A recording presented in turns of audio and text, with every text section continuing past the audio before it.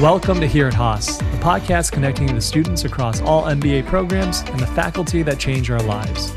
I'm your host, Sean Lee, and today I'm joined by Justin Jeffers of the EWMBA class of 2021. Welcome to the podcast. Thanks, Sean. Great to be here.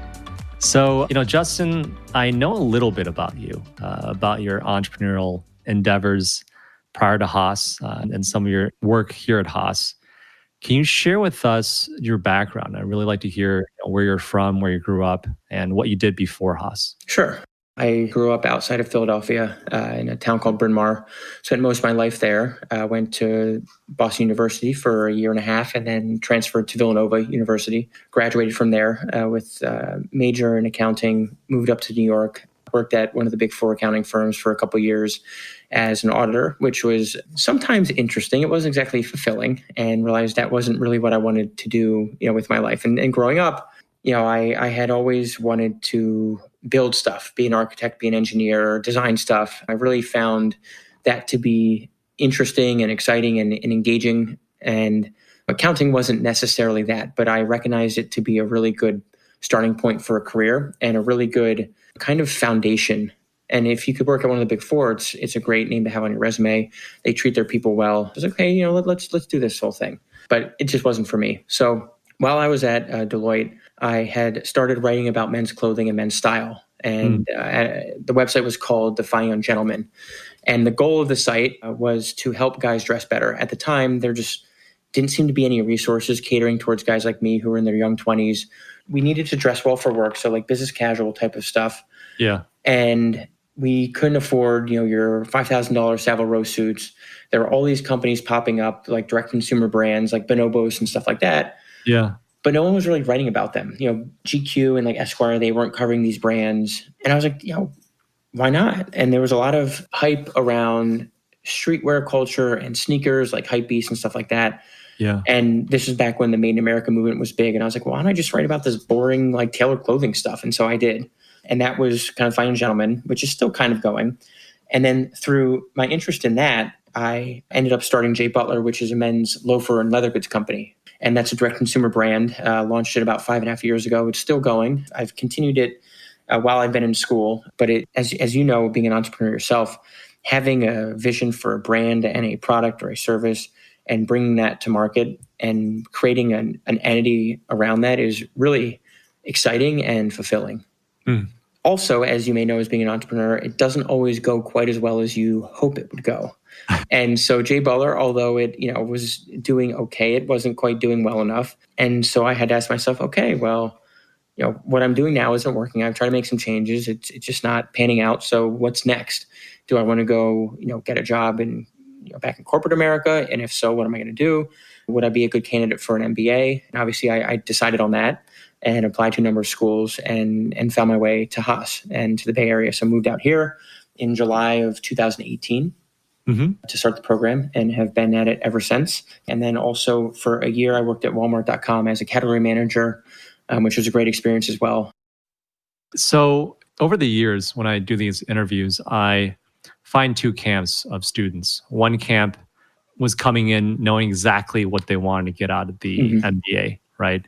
They wanted to go into consulting, they wanted to go into banking. And then there's another camp, which is the camp that I'm in, which is I just want to come in to explore and effectively take a sabbatical, educational sabbatical, right?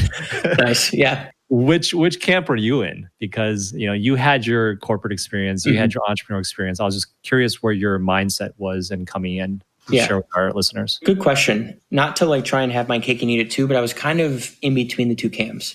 And I say that because I had a feeling like I kind of wanted to stay in e-commerce and stay within menswear and the direct consumer space, which is what got me interested in applying and then to work at Walmart. But then I also was really curious to explore because, I knew that maybe there were other sides of e-commerce, there were other sides of brand building that I just hadn't learned about or that I could learn about in a more experimental setting in the classroom versus, a real life setting with my own business or someone else's business. And also leaving myself open to the possibilities of doing something else. So for instance, this summer, I'm going to be interning at one of the strategy consulting firms. Like when I went into school, I was anti-consulting. I was like, no, I know a bunch of guys who did this. Like, I'm not selling out. I'm not going to go back and work for the man like that. Even though I guess you could argue Walmart is like the biggest man like in the room, given it's like the biggest company in the world. But I was like, I'm not going to sell out and do that corporate thing again. Well, here I am. But I am quite excited for it. So I was a little bit in both camps because I had a general idea of where I wanted to go and what I wanted to do. Mm-hmm. But I wasn't like, I'm going just to go into banking or I'm going to school just to get into, consulting. That wasn't the thing. I was like, okay, let's do e-commerce, retail, stuff like that. And, consulting is a little different than I initially planned, but related because you can specialize in e-commerce and in retail within it. You've been here for 2 years now. What would you say have been the most memorable moments in terms of a class or just some activity you've experienced through school? So great question. In terms of memorable experiences, I think there's two buckets. There's the more kind of social, extracurricular, and then there's the academic. I'll start with the academic and then go into the social. So academic, there are some classes, every school has them. I'll call them the institutions within the institution. The professors who have either been there forever or their class is just like a must take. So the class you're in right now, Holly Schro's negotiation class, like that to me is a must take. It can be applied to so many different levels of an organization, so many different intellectual and personal and academic interest and professional interest. So like to me, that's a great learning experience. It's very experiential. There's a lot of takeaways from that class. Another great class, it's a ton of work. It should be like a 4-credit class. And it's really any of his classes, but Peter Goodson, his M&A class, which I took in the spring, and I'm taking his turnarounds class this summer. It is grueling, it's intense, but the value that you can get from it is tremendous. It's one of those classes where you're like, thank God it's done, but I feel like I fully got my time and my money's worth out of that class. Which is really important. And it's fun while you're doing it. So those are two great experiences. I was fortunate as an evening weekend student to take a full-time class, Power and Politics, with Professor Cameron Anderson last fall. That was a great class as well. I would say he's kind of an institution within the institution, very well liked. Class is always full. And like negotiations, it's almost complementary to the class, actually. You can use the knowledge and the concepts across many, many, many different aspects of life and many different types of work that you do. So those are probably 3 of the top academic experiences that I've had. On the social side, when I was working full-time, doing the evening weekend program, and then running my own business as well, I didn't really have a social life, to be totally honest. There's just not much time left. But since I stopped working full-time, it's been really nice because I've gotten to know some more of our evening weekend classmates more, and also got to know a lot of the full-time students, which has been really nice. And they're, if anything, more curious about us than we are about them. And so I've spent a lot of time in particular with the golf club and the soccer club. I think sports are a great way to meet people. It's a fun way to bond. It's a fun activity. And then UCLA hosts a tournament every fall, was down there. There was like 10 schools there. And then Macombs hosts a tournament in Austin at UT. And that was in February. And that was a ton of fun. So those were probably the 2 of the most memorable social experiences that I've had. And I had known there were all these clubs, and I just didn't have time to participate and to join any of them when I was working. And then it was like the first day I stopped working, I was like, okay, like time to get engaged, time to get involved. And I went down, okay, here's like the 10 clubs I'm going to join, like consulting club, marketing club, tech club, and then like golf club and food club and soccer club, all that stuff. And so then it was just getting on the email list, starting to meet the people, building the relationships, and just having a good time. Have you been taking a lot of entrepreneurship classes here at Haas? No, I haven't actually. And I was actually going to ask you if you had taken Kurt Bayer's entrepreneurship class. And I truth be told, I did really want to, and it just didn't work out with my academic planning. And I can talk about some of the mistakes that I've made in terms of my academic planning or lack thereof in the early part of my MBA. But I kind of tried to right that ship, in the back half. They're allowing us now to start requesting the audio recordings of some of the classes. And that's a class that I will 100% request the audio recording of, because I do want to hear what he has to say, because I'm sure there's still a lot of lessons that I can learn from that class. And I may actually reach out to him as well, just say, hey, like if you're looking for students who are entrepreneurs who've made a lot of mistakes, like more than willing to come in and share about all my, mess ups along the way. So, I mean, I do have to ask, since you brought it up, what are some mistakes that you've made at Haas that you would have done differently? Yeah. So, and for anybody listening, even if you're a current student, but especially for potentially prospective students, there were a couple of mistakes that I made. One is my decision to go to Haas was made pretty last minute. I applied to Haas like fourth round or something like that, which was like an April deadline. And, I did the interview and, they accepted me. I think I found out like mid-May or something like that. And there was an admitted students thing like the beginning of June. Yeah. And I came out, I was like kind of on the fence between here and a couple other schools, all on the West Coast, interestingly enough.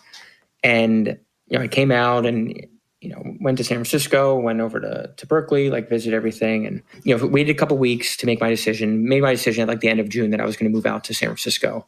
And the way that I did it was pretty rushed. And I got out here like July 24th and our like orientation weekend started July 27th.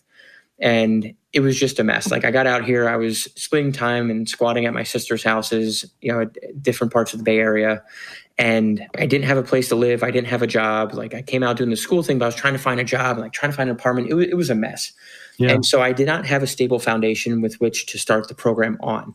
And as part of that, I wasn't doing the pre-work for the course. I wasn't spending the time because I was so concerned about finding an apartment and finding a job that I wasn't really getting to know my classmates in the beginning. And I was falling behind on the work. And it just like, it sucked because I wasn't able to add the value to the classes and to my work groups that I would have liked to or that I could have. And I wasn't able to get the value out of the first semester in particular of courses. And then, once I started working, I was just totally underwater with trying to learn a new job and moving into my apartment at the same time. This was like September, so a month and a half after the program started. So long story short is go into the program and A, plan, because I didn't plan very well. B, build a very stable foundation. If you have to move here, don't move here, look for a job, look for an apartment all at the same time. Right, there's only so many things you can do at once. Yeah. And know kind of your bandwidth. So that's the biggest thing, for me. Come in and have an idea and a direction with where you want to go. And that plays into the academic planning side of things. I came in and, I was like, I'm going to get this MBA. It's going to be great. And I know there's a core curriculum the first like year and a half. So like, I don't have to make any decisions. Well, you kind of do because you have to plan ahead for this stuff and you have to do this whole bidding process. Right. And like, I was so far behind with that stuff and just didn't put the deliberate intention behind many of my actions the first like year and a half, which is really unfortunate because I lost out on a lot of the value of the program and probably took a couple courses that had I been really focused and really taking control of my academic journey, they weren't really bad classes, just they weren't a fit for what I was trying to get out of the program. Right. And if you think about the finances of it, a credit's $3,500. So you take two credit courses that are, they're good courses, but not the best fit for you. Like, okay, did you just spend $14,000 on courses that you could have gotten more value out of or that are a better fit for you? So have more direction, have more planning, and really take control of your academic journey. And don't be afraid to, hey, if you don't get into the class this semester, like try for it next year or try for it next semester or try for it in the summer. Don't feel like you need to rush through finishing. And you and I were talking about this earlier. Like, don't feel like you need to rush through finishing just to finish. Like, make sure you're here. You've done the work to get into such a great program. Yeah. Don't lose out on the value just by trying to rush through. That's a really good point. I think if it makes you feel any better, at the end of the day, I think, we're learning a lot from these classes, but who are you meeting in the class, right? Yeah. Who are you connecting with? Who are you networking with and building new relationships with that, these are only the starting points. And so if there's a silver lining, it's that you just don't know what the relationships that you've established so far can blossom into. And I'm saying that as a graduate now. Yeah.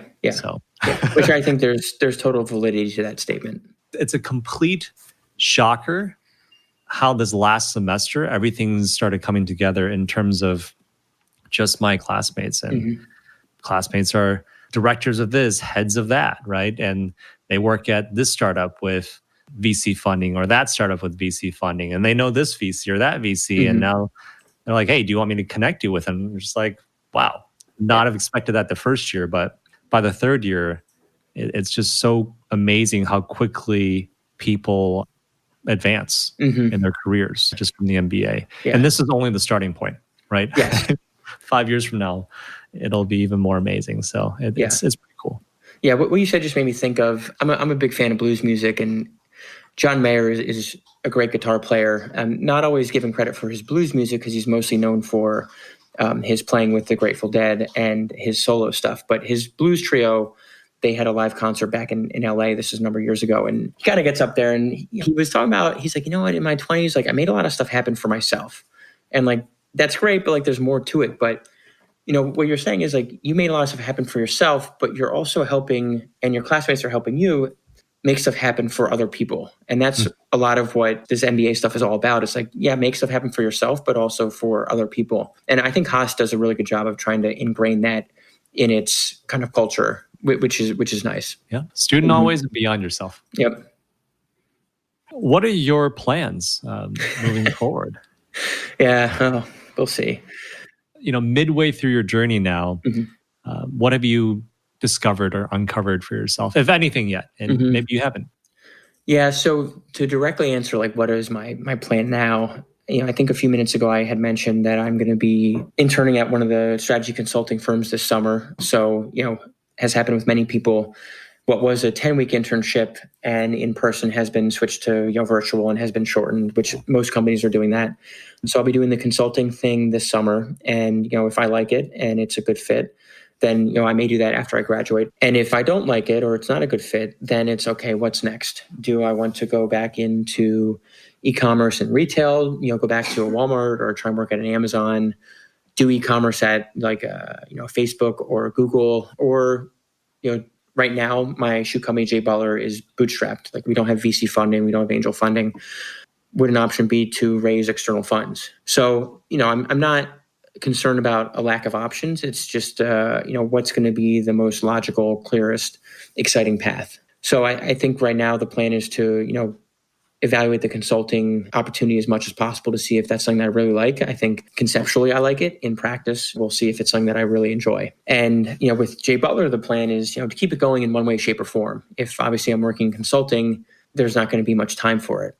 But if, you know, in other jobs, there may be more time to focus on it. So we'll see. I'm spending a lot of time now kind of building up workflows and building up a team so that I can remove myself from that equation as much as possible.